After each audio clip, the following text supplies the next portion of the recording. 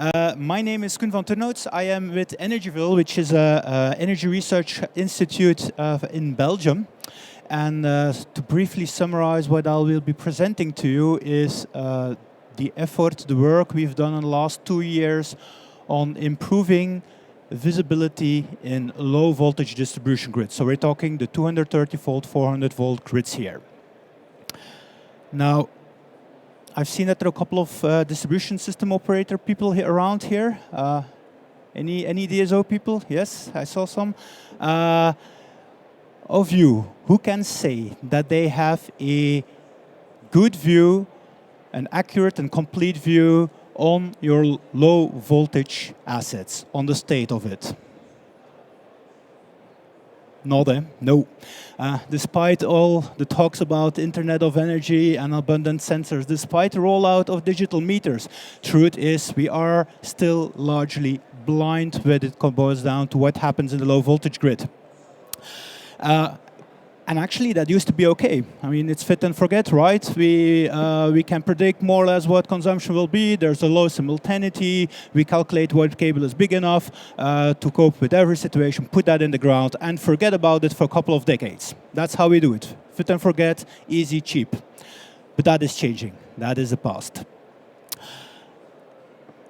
Because what we have now, and I don't need to explain this to this audience, you must have heard this already billions of times, there's electrification of transport, of heating, solar panels, batteries, transmission grid operators that start to control assets in your low voltage grid behind the meter and so on. Now what matters for the DSO is that this leads to higher currents, this leads to less predictability of what happens, it leads to more concurrency, which means that if we want to stick to fit and forget, that the spare capacity we need to have is huge.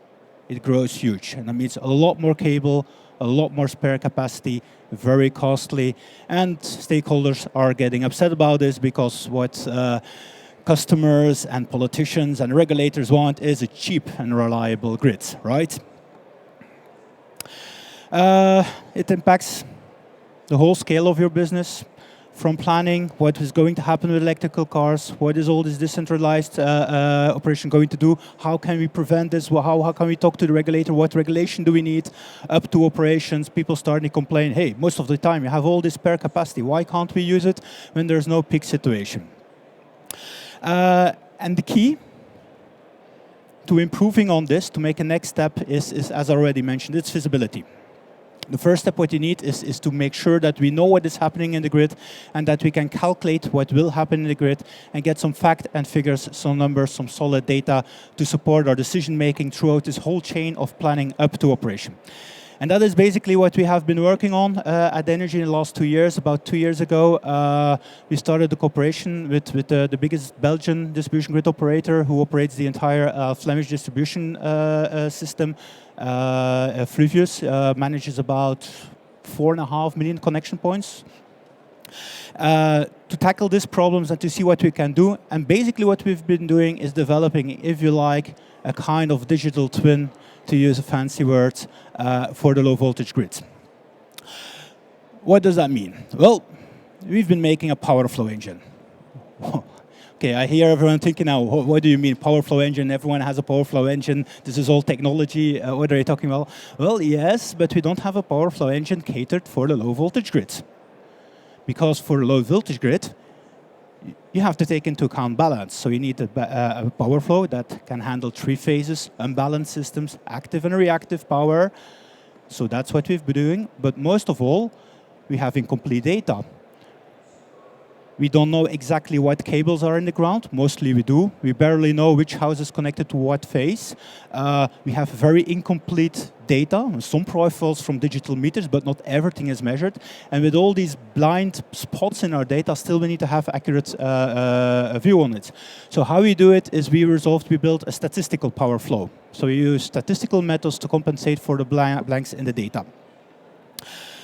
And then on top of that, we're no longer simulating or calculating a few high voltage feeders. No, we're talking about thousands and thousands of individual feeders. So we need something that is highly performant. That's what we've been building, and just to brag a bit with some figures, these are figures obtained with a medium-sized server, so 24-core servers, so that's still all pretty manageable. This case that is shown here on the screen is a center city in Belgium, some 2,000 feeders. To calculate that system, a full day, so 69 quarter hours, taking 200 statistical samples per feeder to get all of these nice probabilities. We need about 41.5 million power flows. We do that in 21 minutes. So that's 3 milliseconds per power flow.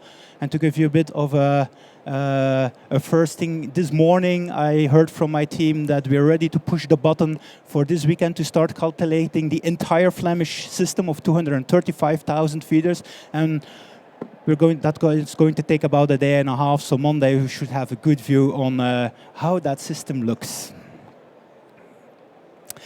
Okay, all good and nice and well, but what can you do with it? Allow me to show you a couple of examples of how you can use this in your business to talk to regulators, to set up new systems, to see what and where, what investments are needed. Again, this is the same case that I showed before. The city, some 45, close to 45,000 connections. And the top figure, what you see is the state as it is today.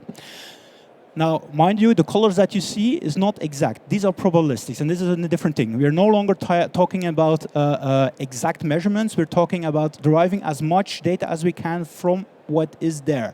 So green means that with the data that we have on that feeder, there's a very low probability that this feeder is a problem.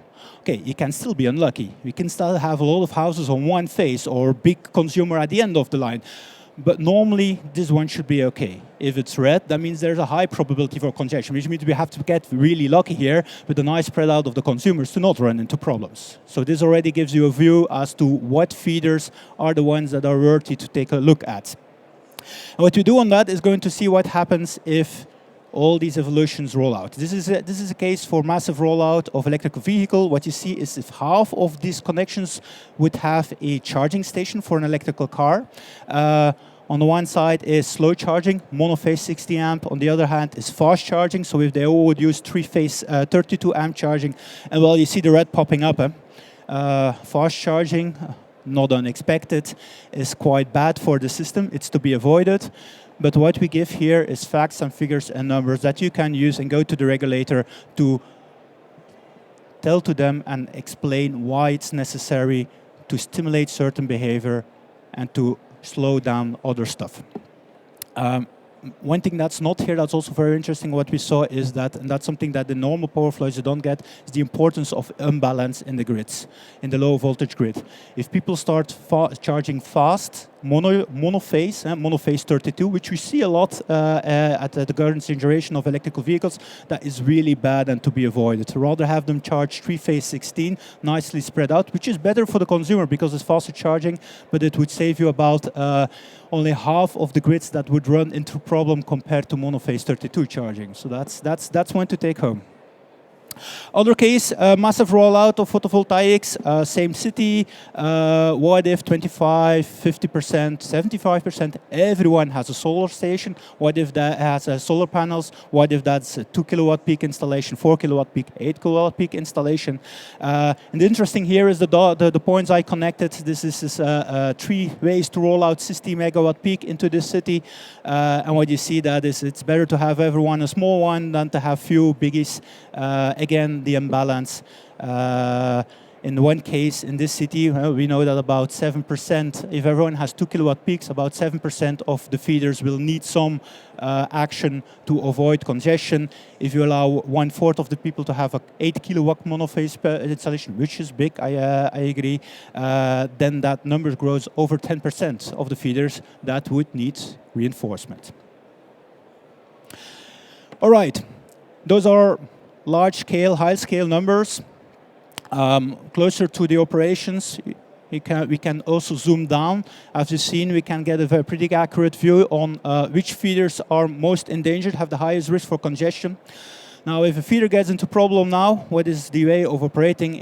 Basically, you need to wait until one of the customers picks up the phone and complains about power quality issues. Then you know there is a problem. Then you need to go down there, put up some expensive measurements to find out what the problem is. You need some highly experienced and long-trained staff that can derive from these figures or see on site, based on their experience, what the problem is and do something about it. Lengthy, costly, and we'd like to improve that. Is simply run based on the data we have. And this is this example of this one feeder. On top is the scenario as it is today. This is, well, actually a month ago, how this feeder was a month ago. And below is what if in this feeder 30% of the people would have a fast charging station. Left side is the voltage at the end of the feeder, so the lowest voltage observed in the feeder. Right is the active power at the transformers, which indicates overload on the feeder, current overcurrent, and stuff like that. The feeder is really fine now, strong one. But we see is if 30% of the people would drive an EV and charge fast, this one would most likely get into problem. What you see is that for this specific feeder, the chance for undervoltage is okay. It would be it's 20%. What will happen in this one, most likely, is a problem with overcurrent. A 75% chance. So that means that immediately, you know, for this feeder, what I don't need to do is install an auto transformer to fix the voltage. That will not help. What we probably would have to do with this feeder is connect part of it to a distant transformer or put an extra piece of cable into the ground. So this directly gives you an analysis of what the problem is and how you can efficiently deal with it before customers complain. We have validated our system because it's all nice and well to calculate, but is it correct? What you see here is from a measurement campaign, the colored bars is our statistical analysis. To explain a bit, you see a band, so you have a mean. The darker areas is typically the 5 to 95 confidence bands, and then the lighter colors are the outliers. The black line is what we effectively measured, so what effectively happened in that feeder, and you see that our calculations are pretty close to what really happens. And this is with limited data. This is with I believe something like 10% of the people have digital meters that we could use. And that's it. So we did not have any phase information. So we see that, given that limited information, that we can still get some pretty accurate figures. Okay, that's a bit of what we've developed the last 2 years. Have you seen this is all more on the planning side of stuff? That is pretty developed, mature material now that we are using to calculate a lot of scenarios. What we're working on and improving on now is more on the operational side of things. Basically, to deal with the question, we have a lot of capacity most of the time in our grids. Only during few peak load situations we're very close. Is there a possibility to unlock that spare capacity outside of the peak situations and use it for demand response, use it for fast charging, and so on. For that, we're working on traffic light concepts to get that running. And one of the specific points of attention of what we're working on is congestion forecasting, which is really a key technical capability for the DSO to be able to anything regarding active management in the grid, to be able to forecast whether there will be a congestion, when tomorrow. That is ongoing work. We have some first stuff working. We're now pretty good at predicting all congestions, but of the congestions we predict, we still have about 50% of them are false alerts. That's already getting somewhere and a good basis to continue our research on. Okay. Thank you all for your attention. I warmly invite you, if you have any additional questions or you want to talk to us about this, visit us at the Belgian Pavilion, C110, where we have a booth. Very much love to see you there. Thank you. Thank you. Thank you very much. Thank you very much. Some last questions to Koen. I want to ask you one question. Sorry, we are running out of time, but I still want to ask it because it's so cool, this. How do you see the usage of statistical mathematical models as a way to bridge until we have all the meters in place and all that? I really see this as a way to accelerate the way to work with demand forecasting and getting to operationalize this quite much faster. With some basic now data, not all the data, you get some quite cool results. So how do you see this in reality, you could work with this right now, couldn't you? I don't. You can hear this? Okay, yeah. Yes, I think we can. We have a good basis to really start using this in practice. Definitely, the more data we have, the more accurate we become, of course. But it is my strict opinion that there's a big difference between low voltage and medium high voltage. Medium and high voltage is over measured. We have a lot of measurements, and it's okay. I mean, these are big and expensive assets. They are worth. Low voltage, we're talking about feeders that are worth a couple of thousands of euros, so to say. So you're not going to put some industrial measurement system there. And digital meter data always will have, typically only have data up to yesterday. Not every year you will have quarter hour data, and so on and so on. So it will always be limited. Plus, especially if you go to operational stuff, there's nothing more stochastic than the consumption patterns or on individual households. So you will always need some way of handling with these statistics to I fully agree. And correct me, I'm trying to understand if I'm smart enough to understand what we're talking about here. Because we have a lot of data and we are trying to forecast on a TSO level, DSO level, high voltage, medium voltage, we have data here, but ultimately that data will not solve some of our fundamental congestion or voltage balancing problems that we will have in our grids with more decentralized grid architecture. Yeah, it's all pushed down. Eh? So when you have a decentralized system and it's a prosumer system, then the problem is actually sitting quite a bit on the lowest. Exactly, and that is the basic driver for what we're developing. This is becoming the problem. So the key takeaway here is that once again we need to have the right intelligence and the right analytics and the right approaches for the different levels. And now we come to very low cost assets, right? Absolutely. So it's a problem now that we can't use the same heavy duty approach as we could have on a substation. So we need to do something smarter, and then here, mathematics is a way to go. And maybe this becomes cheaper, and we can get sensors everywhere. But what to do now? What to do in the next couple of years? This can be done quite, for a DSO. If you start learning how to do these things, you can act on these. Yeah.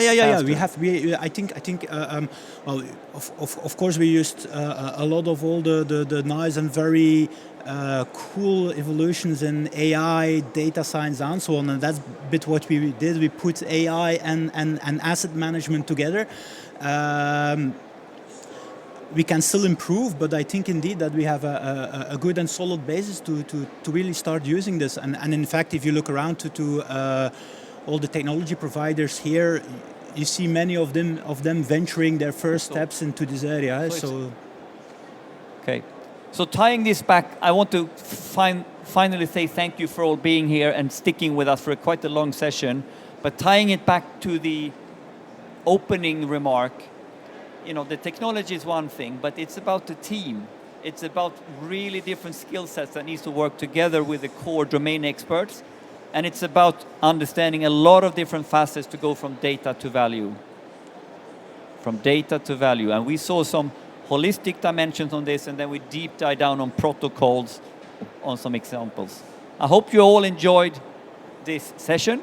And with this, I would like to close this session. Thank you very much.